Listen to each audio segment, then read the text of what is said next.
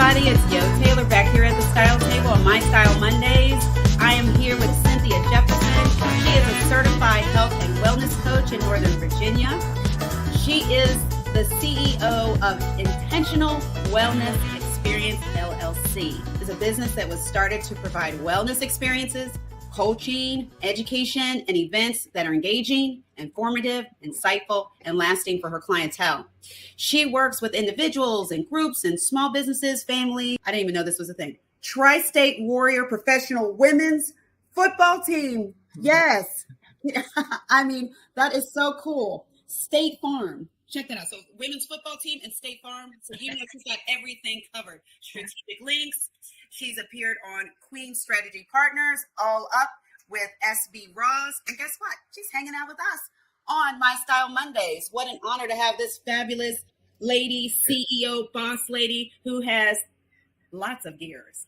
And she's going to tell us all about what she does and what she's doing. Welcome to the show, Cynthia. Oh, thank you, Yo. It's so interesting to hear someone talk about you. You're like, did I do that? So it's thank you. It's a pleasure to be here. Tell us first off, you're in Northern Virginia, and do you just only work with people from Northern Virginia area, or are you virtual? Or tell us a little bit about how your business works. Yeah, no, not only Northern Virginia, a lot of virtual because that is the way of the world, but also it allows you to reach a lot more people. I go where I'm needed when I can. So, I love working virtually, especially with regards to my group coaching. And group coaching is something I'm leaning more into lately because it's building community. It allows you to start building that sense of community. And, people with a similar issue are coming together and we're learning from each other. We're sharing, we're learning. A lot of times people walk away with a friend for life, an accountability partner. In fact, I've been trained to create group coaching amongst the groups. So I haven't started that yet, but I think maybe I will, because you have a lot of people who they don't want it to end. They want to continue. They want to start coaching themselves. And, it's a nice way to get into it. If, you're not necessarily going to be that certified coach, but you all are agreeing amongst yourselves to be that accountability for people. We're gonna get each other to that goal. So yeah, virtual is a wonderful add these past few years. Now you have a bachelor's in psychology and a master's in speech and interpersonal communications. So I can see how all of that came together, right? Yeah, because it's important. There are a lot of health and wellness coaches out there, but having that extra communication skills, especially when you're working with groups, you have to be able to communicate in different tones and in different ways with different people, especially in a group, because you can get group think and you have to steer them back and corral them back. So you have to have that kind of verbal judo skills to help the group out, Sure. One side. Sure. And, honestly, I got into that because I love communication. I love written communications. I love just excellent writers. I love nonverbal communication. What you do, style, is communication. It's, you're saying something with how you put yourself together. So communication's everywhere. So that's actually how that got started. It just so happened that it kind of overlapped and rolled into what I would find myself doing later, because that master's was some time ago, and it's what it is you find yourself coming full circle. You always just start gravitating towards a thing if it's important to you, and all of a sudden you see where all these threads that didn't seem to make sense, or certainly didn't seem to make sense to me, because you have some people who are just really good with knowing what they want and knowing how to pursue it. And then you have people like me. I'm a little bit like, I'm more of a creative. I'm more of a little moth to a flame. One thing I'm interested in and, I just can't help learning about it, and moving towards it. And so sometimes I just wonder how it finally came together, to tell you the truth. I mean, I've worn many hats, I really, but end of the day, I feel like that also helps me with regards to what is the word? Having a lot of experience that I can fall back on when I am trying to walk with someone else. How's what culture doing at the end of the day? helping them walk on their journey. And, like I said, having more than one gear, at the end of the day, you have multiple gears, but the car is still going in the right direction. Now, I see here in your bio that you are working to add relationship coaching into the health and wellness space. How does that merge? How does that happen? Sure. So my certification was as a health coach, but the mind, behavior, that's where I kind of kept moving towards. So the mental health, the emotional health, that's all a part of wellness. Wellness is all of it. It's health, it's mental, it's spiritual, it's all of it. So I kept moving towards wellness. If you're dealing with wellness, then relationships are a huge part of wellness. Your relationships with your family, your children, your the people you work with. Relationships are literally everywhere, and as a result, you're almost always working on some dynamic that usually taps into the state of your wellness, which is your overall well-being. Relationships and your ability to have good relationships and foster good relationships, it's everywhere. So it was a natural progression in my mind. So all of that affects your health. Oh, absolutely. And how you take care of yourself and how invested, stressful relationship. Yeah, if you're heartbroken from, a romantic relationship, that can affect how you eat, how you take care of yourself, how you get up out of bed, how you show up, health wise. The caregiver relationship. Mm-hmm. The caregiver relationship. This is a dynamic people don't even think about. But you have a sick relative. All of a sudden, I have my parents are going through it now. My mother is in the first stages of Alzheimer's. My father is basically her caregiver, but that dynamic from being a husband to a caregiver, her even being able to receive him as a caregiver, it's their former relationship that is both challenging, that smooth transition, and it's just amazing. And his being able to understand that she's being required to receive you in a different way, and you're being required to be with her in a different way. You are actually, and I hate to say this, and I don't say it, you are actually going to be required to mourn her while she's alive, because she's going to become something else. So, I mean, just understanding relationship dynamics and so forth, it really, really does tap in, and it's really stressing him. So, if we can get him to better understand that relationship dynamic, anytime you can better work with a relationship dynamic, you are relieving some stress. You are making something better. You are soothing a soul, even if it's yours. So I just feel like they overlap quite a bit for whatever reason. Well, every reason you were just talking about. I'm a caregiver of my dad, but I remember when my mom was in the hospital, my father never left her side. The doctors had to plead with him to go back to the hotel, relax. I need you healthy.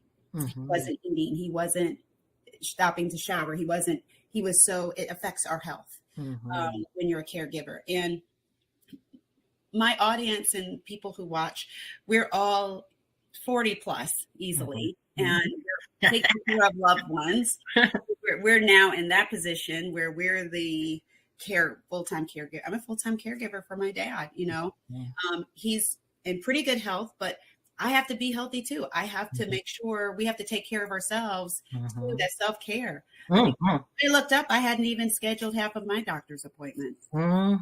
Yes, ma'am. Yeah. So it's all, that's where we need the coach and that reminder. You guys know I love coaches. Oh my God. Because we need to feed ourselves, because we can forget and put ourselves last. If we're not healthy and we're not together and we don't have a coach to maybe remind us and guide us, we forget, and having that person, remind us, you need to get out there. You need to take care of yourself, because you can't take care of your loved one. Or even help you to identify,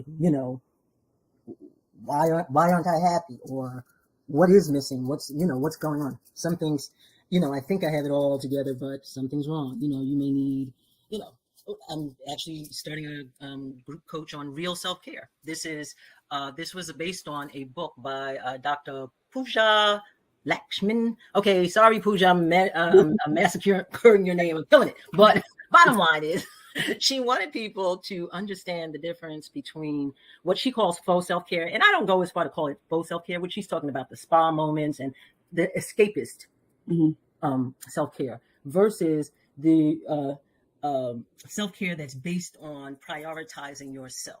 And it's based on setting boundaries. It's based on self-compassion. It's based on asserting your power. So this is sustained self-care, but it's not easy work. So, things like that. There are things that, you just don't even realize. You think you're taking care of yourself with these little quick moments, and you are, but they are brief. And before you know it, you're right back to, this state of, why is my life topsy-turvy? It's because you haven't taken the care to set boundaries, to tell people no when you need to tell them no. People are trampling all over your time. You're not feeding yourself by, forgiving yourself when you aren't able to do all of this. The whole myth of the superwoman, like, let's just get rid of that because that is killing us. Yeah, it is definitely killing the Black woman. It's okay to not be strong all the time. I'm like, it's okay to not be okay. I mean, there's just so many things out there to tap into. So, I really do enjoy the work. I enjoy I did not even explain why it's called the intentional wellness experience. It was named such because my desire, it started with the idea of doing all these different experiences and sharing them with people and, just letting them know what type of wellness experiences are out there with the emphasis on experiencing wellness. No, just talk about it, actually experiencing it. I'm still there actually, but it just evolved into so much more. So but I am still very much at not necessarily just me experiencing it and sharing it with you, but being the conduit for you to experience it, whether that's a wellness retreat where, again, we may not be doing all that spa stuff you think we're going to be doing. We might just be disconnecting. We might be challenging ourselves physically. There's just so many ways to get away and approach wellness other than the spa. Again, I don't call spa treatments faux because they are real to me and I will tap into them in a heartbeat. I'm just saying there's more. So. Yeah, because you can go to the spa and, dare I say, go put on a fabulous outfit and have your hair done and walk out the door and still say yes to everything and everybody and overcommit yourself and stress yourself out. But you're looking good. You're smelling good. All of this is wonderful. But like I say, without the cloak of happiness underneath, all of this means nothing. Okay. Nothing. At the end of the day, because it's a flash in the pan. So you can't look good and still be saying yes to everybody and everything and stressing yourself out. And they're feeling guilty because, you may be guilty going to the spa. Like, how much fun is that? Because you have a partner who's not supportive of your self-care. Then, and I mean, honestly, it really is a woman's thing. We have been, not just a Black woman's thing, but we definitely are on the higher end of it. But it is a woman's thing. Women have been told they are supposed to be the caretakers and forget to take care of themselves. Mm-hmm. And are made to feel guilty or selfish if they say, no, I need to do both. Both things can be. Yeah. Yes. Sometimes you have to say, no, I need you to take this part on while I can't take it all on because I do have to do things to take care of myself too, or we feel guilty if we don't do everything perfect while we're caregiving for our loved ones. Mm-hmm. But that's a big part of our lives. So the women who are watching this, caregiving is a big part and that guilt and, it can be overwhelming. So, yeah. And I'm telling you, I love that saying, no is a full sentence. I love it. I love it. No is a full sentence. That's perfect. Reclaim some time and some respite, some something. Yeah. So now you have worked with different programs like a program for lasting restoration and getting ready to love. And so you help people with relationship being prepared, right? With a relationship. Yes, because that is absolutely about there's no point in going into a relationship and expecting it to work out if you, one, are not in a good place with the relationship with yourself, and two, don't know what you require. Like, what are you requiring? So the relationship preparedness program, I love the fact that it is about bringing a relationship into your vision of your happy life. So we first deal with, what is a happy life for you? What does that mean? We start with your vision of what you want for your life. And then we work on, well, what type of relationship is going to fit into that? See, sometimes not understanding that it's not so much the person, it's that it was never going to work with my vision of my life. I love to travel. Joe loves to sit on the couch. Joe's a great guy, but how is that ever going to work? Right. So there are some things that if we know how to, one, or know that we should get a good sense of what we want for ourselves before bringing someone else into that.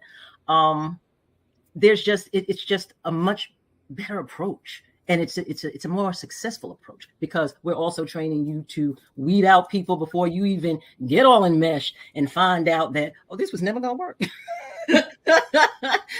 3 years in, this was never going to work. Right.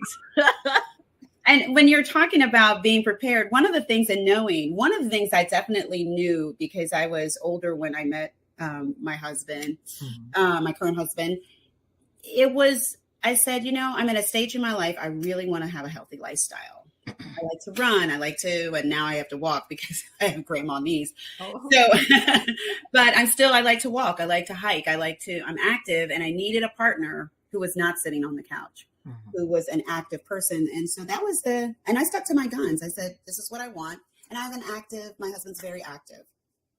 So you said a mouthful, because there are a couple of things that you said in there that you may not have realized how important it is to picking a partner.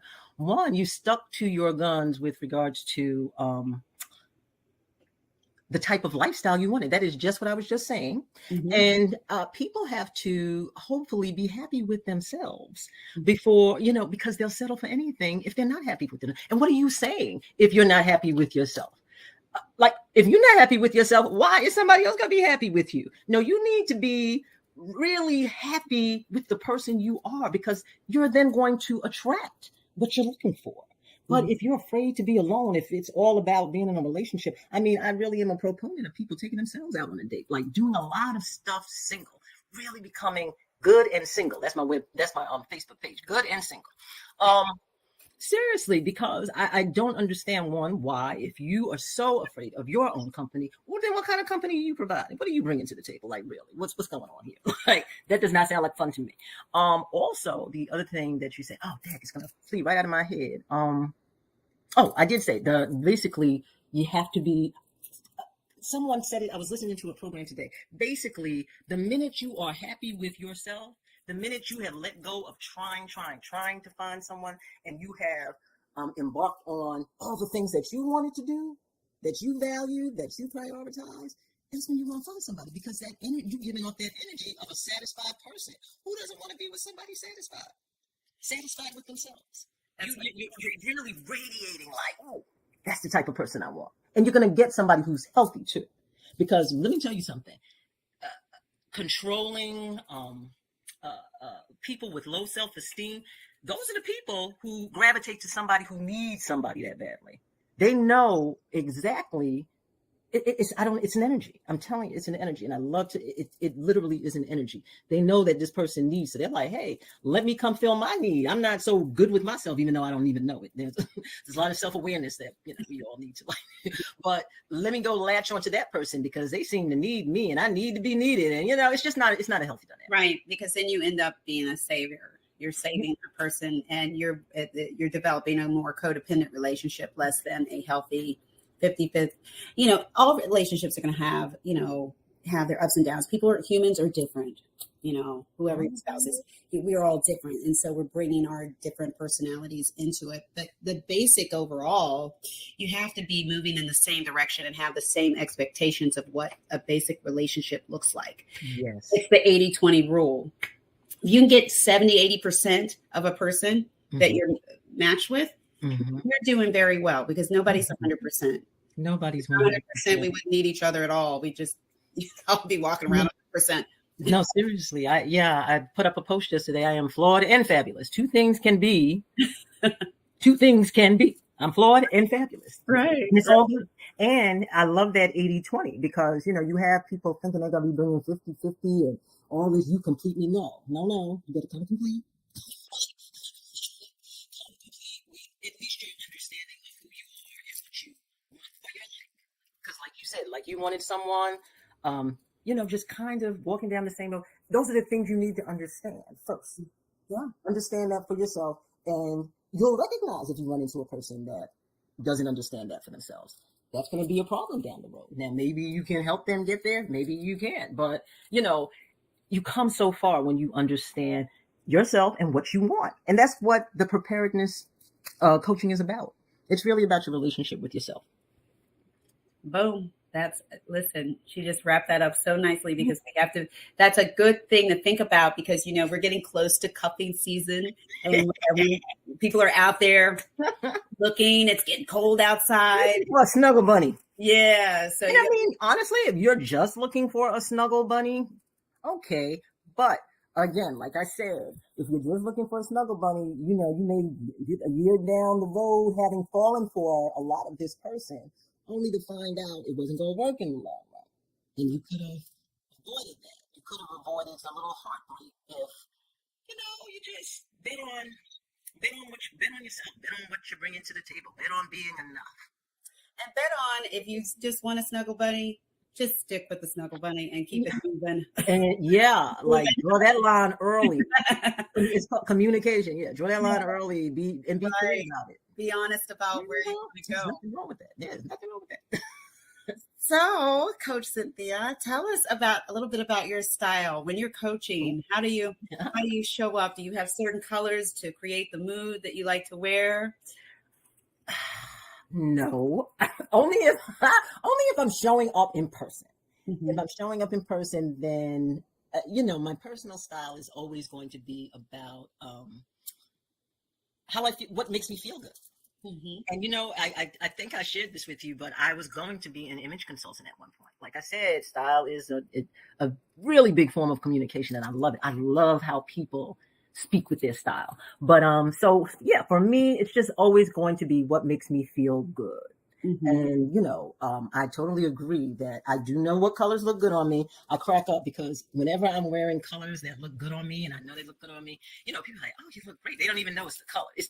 When you wear colors that look good on you, people don't even know what's going on. It's like, but I agree with that. And when you feel like, and when you feel like you look good, yeah, you can't even help yourself.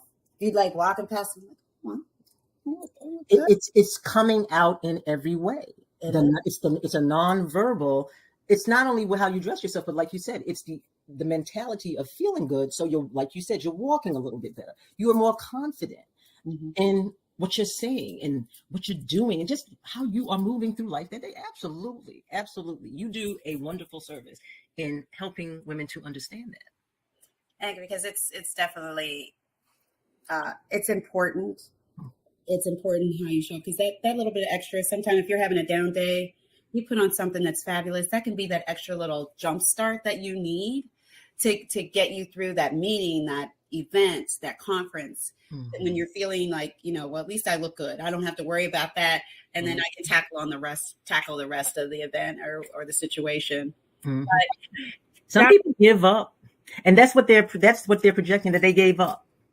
Yeah, you don't want that, because if you walk in, especially if you're in business for yourself, if you look like you gave up, that means you're not going to be in it for them. You're not going to be in it for your client. You're not going to be in that for your customer. You're showing that you're giving up. That means that you're not going to follow through. Mm-hmm. Mm-hmm. And it's so subconscious how we judge someone's dress. We don't even know it. We just may get this feeling like, oh, they're not the right person for me. Whereas someone looking great, you might be just a little more interested in what they have to say, because it's like, well, they're presenting at least this appearance in a way that's making me gravitate towards them. What else is there? Yeah, if you care about how you show up for yourself, that gives you an insight of how they're going to show up for you. Yeah. As a potential client or customer. So you guys, on that note, we are going to ask CEO Cynthia Jefferson to tell us how we can get in contact with her, because she does groups, she can help everyone. So she's going to tell us how to get in contact with her. Yes, indeed. Yes, you can contact me at cjefferson at iwell, the number 4 life. So cjefferson at iwellforlife.com. My website is www.iwellforlife.com. And if you're in the Virginia area, and I'm going to, there's something I forgot to send to you. If you're in the Virginia area, the DMV area, I am launching what is called Care Conversations with Cynthia and Jocelyn. Jocelyn is a certified nutritionist. She is, I'm sorry, not even certified, clinical. So even more educated. She is a clinical nutritionist. We're going to get together for a series of what we call Care Conversations. They're going to be on a multitude of things, but it's going to be in an informal setting where, we're not going to put up the presentation board and all of that. No, we're going to get the wine. We're going to get the snacks. We're going to just get into a place. And again, it's about starting to build that community, but that community of care towards our issues. And we're on our flyer, there's a QR code where not only can you, and that's what I'm going to share with you. So if you want to share it with anyone, they can find us. On our QR code, there is a question asking people, what would they like to hear in the future? So I am so interested in that feedback. Like, what are you all looking to talk about? Because we will then do the homework, or if we don't have the answers, bring in another expert or affiliate who does have the answers. And we want to start doing a monthly conversation just for, for information and, caring sake. And she's going to put all of that in the comments, you guys. And so you'll be able to reach out and set aside some time to, connect if you live in the area or you happen to be in the area. And you guys know where you can find me. Right here, My Style Mondays, every Monday at 7 p.m., where I talk to many fabulous ladies like Cynthia Jefferson, and we talk about real things that are happening in our real lives, and of course, a little bit about our style. So I will see you next week, Monday at 7 p.m., right here on Facebook at the Style Table LLC, on YouTube at the Style Table LLC. Please subscribe to my channel. I'm on Instagram, LinkedIn, I'm everywhere, y'all. I will see you next week. Thank you for tuning in.